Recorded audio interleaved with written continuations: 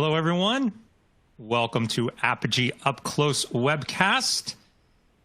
Just before we get started, we do have a few housekeeping items that I wanted to quickly go over with you.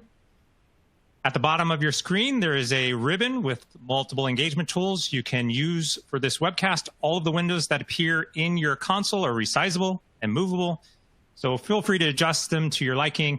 You can expand your slide area or maximize it to the full screen by clicking on the arrows in the top right corner. And then be sure you hit the slides on the ribbon at the bottom to view the slide content.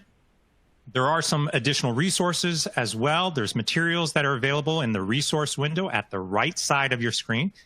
And we encourage you, obviously, to download those and review those at your leisure. The webcast is being streamed through your computer, so there is no dial-in number. And at any time during our live session, you can ask questions. We recommend not waiting until the end. You can submit them in the following Q&A window as pictured in the screenshot. And we will try to answer all of those questions as best as we can. And if you have any problems or if there's any other issues throughout, just ping us, let us know. Or if you want to have a deeper conversation with more questions that we can't necessarily cover today, you can reach out to me directly. And my email is chrishood@google.com, CHRISHOOD@google.com. So please know we are here and we're going to capture all those questions. And we are going to actually record this video, this stream today, so that it will be available later. And then we'll send that out so that you have that as well. Okay, great. Let's get started here. This is Evolve Your Business with API Ecosystems. My name is Chris Hood. I am a digital strategist at Google Cloud. And joining me today is Shaz Aslam from Champ Cargo Systems. Welcome, Shaz. You want to share a little bit about yourself? Thank you, Chris. My name is Shahzad Aslam.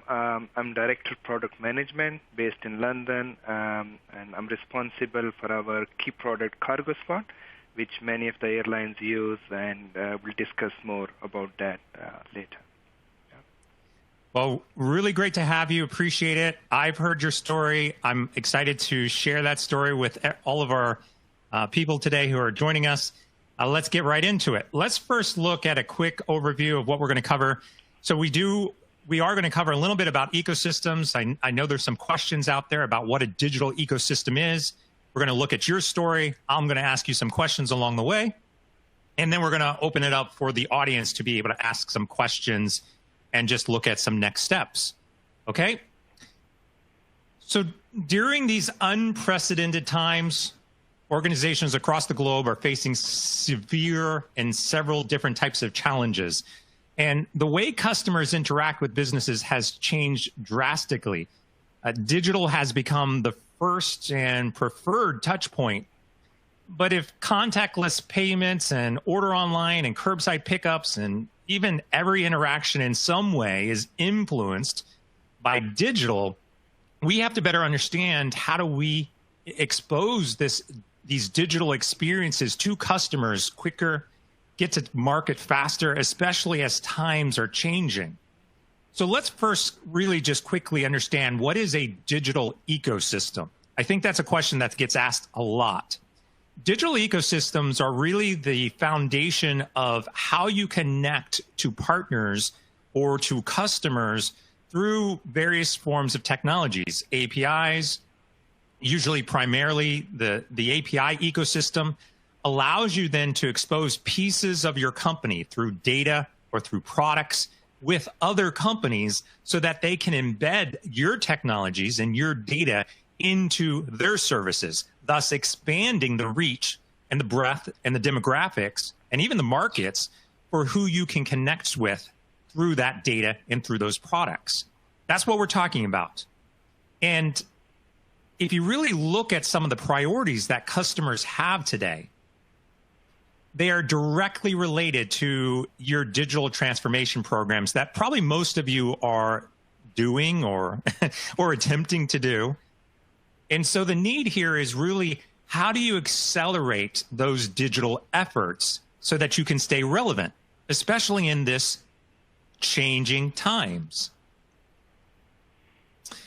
You know, a lot of people we talk to, we discuss this outside in approach, where we begin to look at what the customer's needs are and begin to build, again, these digital ecosystems that can help accelerate the digital transformation and get to market faster and get those products that they are looking for in their hands quicker.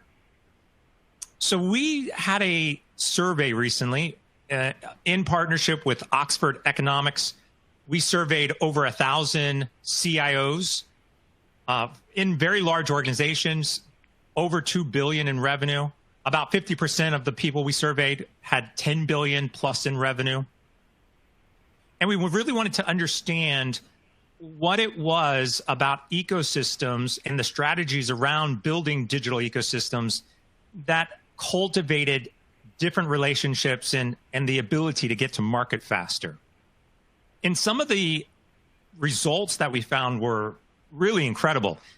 Digital business ecosystem leaders, these are really a subset of the CIOs from the different companies that we would say are ahead of most of their other companies in this space, reported that the following direct benefits of the approach of ecosystems were top of mind. 96% of them said that their brand is perceived better than others in their industry when they had an ecosystem. Leaders also reported about 6.7% average annual revenue growth over the last 3 years. That's a huge number if you think about it. Imagine if I could come in and tell all of you, we can increase your revenue by 6.7%. I'm sure a lot of you would say, yes, sign me up. Ecosystems were the catalyst to help make that happen.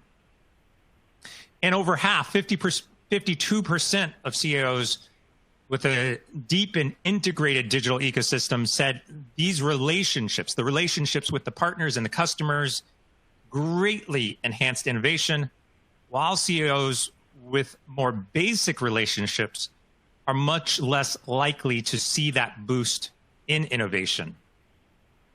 And to build that deep and integrated digital business ecosystems, these tools and processes like APIs were really seen as the most critical piece of the puzzle. Over half of them said that APIs are important to their organization and the relationships with developers and customers.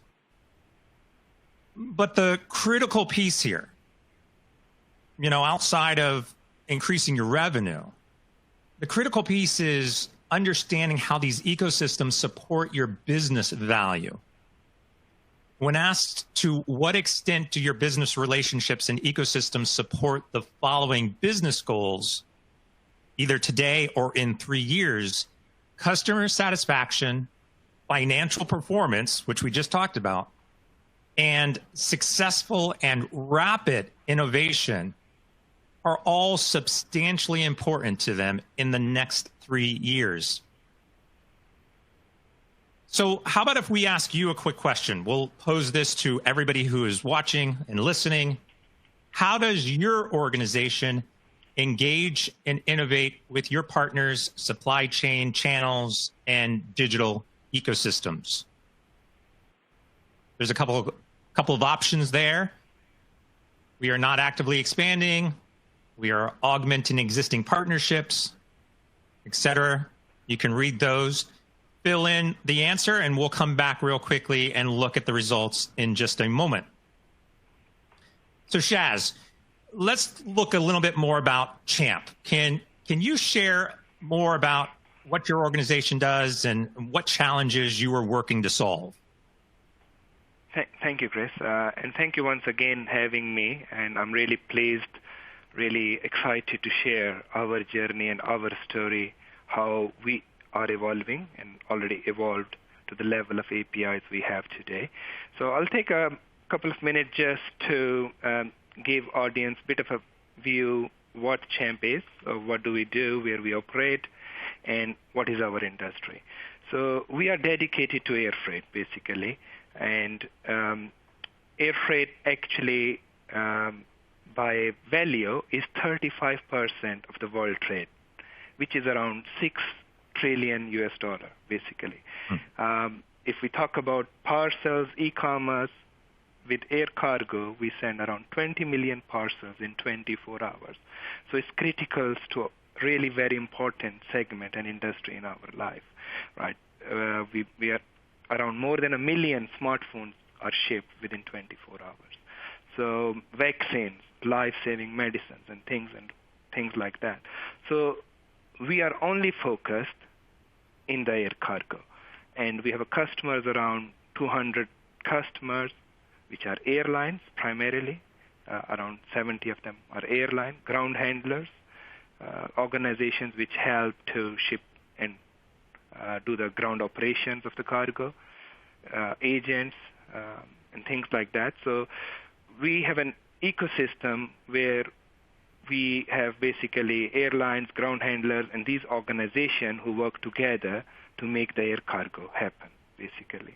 And if I a little bit explain the chain that is in the air cargo from a shipper to consignee, when the goods are manufactured and shipper place an order, which is coming from another continent or a country, then it goes through different organizations, through trucking companies, through customs, before the export, security checks, the government checks to make sure the safety and everything around that. Then the transport of the goods by airlines, and the arrival side, again, there are organizations, again, customs and import agents are involved to make sure goods are finally delivered to consignee. So there are many, many organizations involved to make sure a single shipment is delivered from shipper to consignee. And all of these use different variety of systems, right? And the challenge we have in our industry that these systems basically need to talk to each other, because at the end of the day, shipper or consignee need to track the shipment. And to make the actual tracking happen, we need to know whether the shipment is on hold in custom or where it is actually.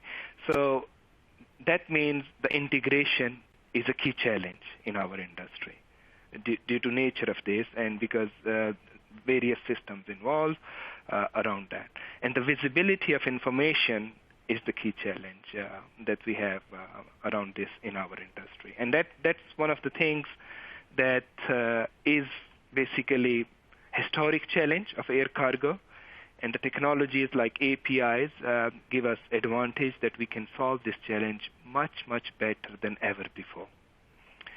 The other thing is this also brings us to new demands and shifting and creating a value addition, coming up with new basically ideas of the business which were never thought before. So with within the ecosystem, with the help of integration, we do the value creation, and our customers in Champ now demand more and more their customers' user experience, because customers' experience is quite demanding and changing. And this leads us to the challenges of how we are basically more quickly giving new ideas into the market and making a new business model, new ways of working, allowing new mobile apps, using our internal microservices to quickly orchestrate them to achieve the value for customers. So this is basically what is our challenge and what we want to do in this area. Yeah, this is great. And I'm going to go back one slide, because in this picture where we see that journey that your customers go on, you've clearly outlined in each of these steps where APIs start to play a role. And you call it out, because now Correct. You can start to say, I need an experience here, or I need an integration here, or I need to build something that's going to connect to build this overall customer journey. Yes, absolutely. That's one thing. And the other thing which it highlights, Chris, more importantly, is also this is an opportunity for us as Champ because we see it as a new product and something that could generate revenue for our customers, because our customers could use these APIs and come up with the new business models, which open new doors for them for new revenues. And that is really the key thing as well. Not only solving the integration, while solving the integration, creating new value addition, which was not there before, basically. Yeah, and that goes back to our point earlier where we see an increase in revenue, 6.7% over 3 years through these ecosystems. It's great. Well, let's look at our poll results here. And here you go.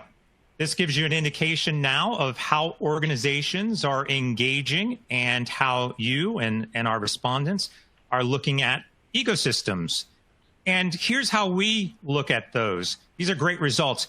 If you look at it, the ideal scenario, it's this. We are actively expanding our capabilities to build digital ecosystems for strategic business advantage and innovation.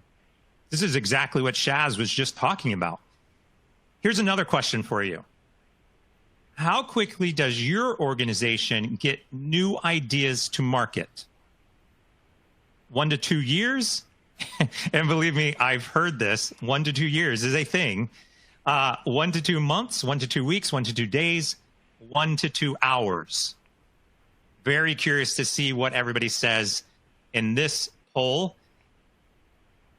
So, Shaz, how do you improve time to market and still comply with all of these requirements within your industry? Obviously, there's got to be a lot in there, but you have to navigate all of that, get it done, and get to market fast.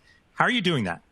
Yeah, actually, this is really good question, Chris, because in aviation and in air cargo, due to safety requirements, regulations, and involvements of authorities and governance is really, really high. So anything that touch flight safety, the testing around that, making it to the production, there is quite a long cycle to make it happen, right? So there is a balance that we have to do. Obviously, there are things around safety cannot be compromised, but we need to market fast, otherwise we miss the opportunity. So to achieve this balance, the key thing for us that we are trying to do in Jampp, and that is what our customers demand, is that we don't have to, we're trying not to change our core systems, so that we don't have to change the existing code or the logic. So we try to use our existing services or our existing logic in a fashion using the platform like Apigee with orchestration, that we try to basically improve the time to market using existing microservices that were written for some other purpose. We reuse them, combine them, and achieve the goal that we need to achieve, so that we don't have to go through all the governance, and we can have a light version of that and achieve basically the time to market, which is one of the key drivers for us towards APIs. Is time to market is the key thing for us that we are looking in this area. So again, that helps us to accelerate the digitization, whether it's our partner, our customer who want to do quick mobile app, so that we don't have to actually develop any code for that. We just expose the APIs and they can do that, whether it's a payment through a payment gateway, or whether it's track and trace or any other need for that. So as it's articulated in this slide, so the gateway Apigee platform is really helping us to achieve this. And the way it is happening, that the portals, mobile apps, our partners, our customers, we basically expose the APIs. Then our APIs are connected through various internal systems. And this is where I mentioned we try not to change the internal systems, which is CargoSpot, Global Customs, Cargo Hub here, and we only expose through APIs and achieve. So that's basically how we are trying to improve the time to market. So here we go. Okay, here's our poll results. You give a good idea of what it takes for most organizations to get things to market. Chaz, was there something additional you wanted to talk about? No, that's fine. I think it's okay. It's perfect. Okay. Yeah, and I don't think these numbers are that surprising. The thing is I would say that the really, deep organizations with digital ecosystems are doing it faster. And that's the goal here. So when Champ started to put together some of these ideas and they wanted to build upon them, did you do a proof of concept first? What was your process really for deciding to use Apigee? And what were some of the things that you learned during that process? Okay, so why we were looking for the API platform, first of all, that we wanted to have a standardization, how we publish our APIs, and make it kind of a self-service for our customers and our partners so that we don't have to support, because we don't have time to tell them how to integrate to our APIs and answer their calls and emails. We want it to be as seamless as possible. Go to our self-service portal. It explains everything. You can do a mock, and then you can do a real app. So that was basically overall goal, ensuring that we don't have to implement security in-house, so we use the platform capabilities to achieve that. The process that we followed, we did an internal proof of concept. We also involved actually kind of a consultant or a third party, another organization, to help us in that area or to evaluate more professionally. So we did evaluate 4 different platforms. I think the key thing that stands out for Apigee, there were 2 main things. One was analytic and also monetization, so that we are able to monetize these APIs and help our customers to monetize that. And the second thing was about integration and development capability, CI/CD basically, and the development capabilities. Because what we wanted to do, and that links back to time to market, what we wanted to do, reuse our existing logics and services and low-level APIs, which are not meant for public APIs or partners for customers, and have the help of Apigee platform to use these and to develop these so that we don't have to change our system. So that is the key thing why we went. These 2 key things were the decisive, basically, action towards Apigee. And then what opportunities along this way did you discover? I mean, as we've said, we're in changing times. We have to try to figure out a way to get to market faster. You now have a product that's in place that is allowing you to accelerate the time to get new ideas to market, not years, not months, maybe weeks, maybe days. How did you go about that? So actually, that's really good. So I think not even before COVID, we had we have the cases where we actually were managed to really make from an idea to production within a week and 2 weeks, and that's what we were looking. But as you know, due to pandemic, it closed many doors. Many planes are grounded, and especially our industry is in a big trouble on a passenger side because of tourism and everything is blocked. Although it closed many doors, but it also opened some doors. So air cargo side, there are some opportunities due to pandemic. As you can see here, it never happened. We have probably never seen in our lives that there will be boxes on the seats where we used to travel. So that is quite an interesting new business model. Aircrafts which were not designed to take cargo in the cabin, the airlines are using that because they have to come up with the new models to make more money to survive in these difficult times. And there is need of urgent supplies. There has been need. There's still many countries need urgent PPE supplies and medical supplies. We have seen the deals happening on tarmac where, aircraft has been changed and things happening. So this brings up quite opportunities from in the air cargo segment, but for us as well. And I'll talk 2 of these use cases actually, which are quite interesting. So one of the use cases, we have a customer in Japan, and they have domestic flights, one of these use cases.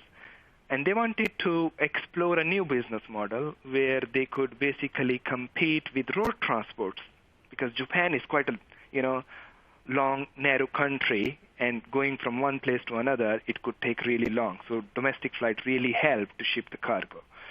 But the idea was, how can we actually compete with road transport and other modes of business? How can we get new business avenues which we don't have today? So we had the portal which we developed for one of our customers, and what we explored that, can we use our microservices which were not meant to use as a public APIs, and with the help of Apigee platform, we transform those microservices within Apigee without changing again our core system, and we were able to do this use case. So this is quite interesting. And another thing relevant to this, many airlines now are actually doing more and more ad hoc business, which means they need to open up on the places like Booking.com, things like that, portals for cargo, and we needed to integrate quickly. So to do that, we were able to really do, within a week's time, availability and price API, which we were managed to actually from scratch, managed to make it into production for one of our customers, and that is really key. Another use case that we did in US, basically in one of the very big ground handler, Alliance Ground, they asked for to integrate with the weigh scales to automatically capture the weight of the shipments into the systems. So instead of us developing and interfacing that, we had two other APIs which we developed for our mobile app, completely different reason. We were managed to use those APIs again with the help of Apigee platform, publish it through Apigee platform, and this we managed to do it within 5 days actually. And that was great achievement for us. Customer was glad. We were very happy that we really can improve time to market through this way. So that's what I would say, Chris, is the key thing. Yeah, I believe we. Yeah, no, this, then, yep, I was going to say that was I have a lot to say, sorry, but I have a lot to say, but I'm conscious of time. Yeah. No, it's great. And I think one of the things that we got out of this, not only could you get new ideas to market, within weeks, but you were able to generate new revenue for your business while also generating new business for your partners. Correct. Who were involved in the ecosystem.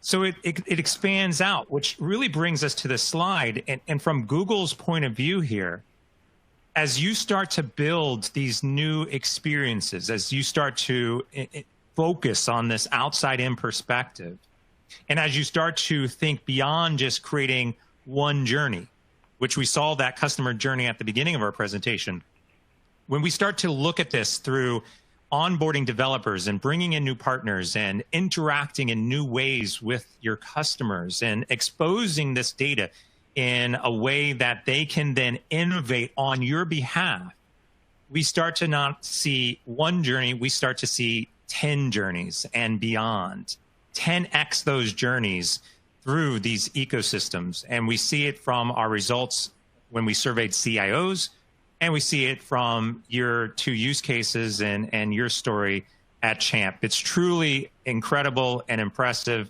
Thank you for sharing that. And so let's spend some time. Let's look at some questions. And here we go. I've got a couple of questions for you. Actually, one just came in. If you have questions, feel free to reach those out down on below and ask your questions in the Q&A spot. So, Chaz, how do development partners get access to Champ's APIs? Oh, that is one of the key advantage we got out of Apigee. We have a developer.champ.aero. So we have a developer portal. Please actually go visit developer.champ.aero, register yourself, and you will get access to some of our APIs. So we have a developer portal through which we give access to our partners. There is a sandbox environment there, which is an Apigee platform, which is branded on Champ, and you would be able to basically play with the APIs. So this is how we allow. All the specification is available, and that is the idea of self-service integration, what we say, basically. Yeah, so, and I see a couple of questions coming in here related to how they get access. So, yeah, thanks for sharing. Let's see, we've got another one in here.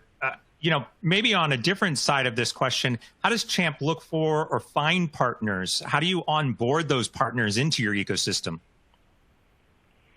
Yeah, that that happens through many different ways. One example I would give you, we have a very important partner, PayCargo. And PayCargo is actually a payment platform for the cargo collection, basically, especially at the import side. And we connect our core system through APIs with the PayCargo. And the way we basically do is promoting our APIs, and many other organizations get the opportunity. That's one. Our customers refer us. That comes through into our ecosystem as well, or it comes through new business opportunities where we get a new idea, where we think we have an organization already which could do, instead of us inventing something, and that's again bring us the use of APIs, that we can then use the APIs to have this partner to work together and have a new product, basically, that we can invent jointly through this integration and bring new value to our customers. Great. We have time for one more question, and then I have a couple more things I want to share with everybody. Let's see. Is it possible to create an ecosystem that are not external to the public? So I'll give a quick perspective on this. Yes, we see a lot of times where companies do have internal ecosystems, especially when they have multiple business units and you want to try to bring those business units together. But we do find that the true benefit, the true power of digital ecosystems, and when you expose those APIs externally to partners and customers and third-party individuals, that is when you really get to connect in ways that you haven't realized when you only keep those internal. And that's where we're seeing business value, easier time to market, rapid innovation, increased revenues, new markets, et cetera. So I would definitely say you can build them internally, but it would be better if you figured out a way to do it externally. Real quick, if you could, you can take 3 minutes, do a quick scan of your phone on this, and share some feedback to us about this webinar. We would love to hear what you think, what your opinions are, any feedback that you have. It would be great to hear. And then also, on the bottom here, we've got a link to the full Oxford Economics report that I referenced a little bit earlier.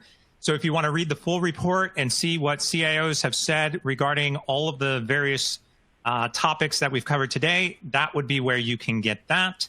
And then finally, we are happy to also announce that we have a podcast. And it's near and dear to my heart because I host it, but we would love for you to go and find this podcast, That Digital Show. It is available on all of your favorite platforms. Go and subscribe and listen to additional ideas around thought leadership and digital transformation. So once again, thank you. Thank you, Chaz. Thank you, everybody, for listening and joining and participating. Appreciate your time. Thank you. Thank you, Grace, for having me. Thank you. Thank you all.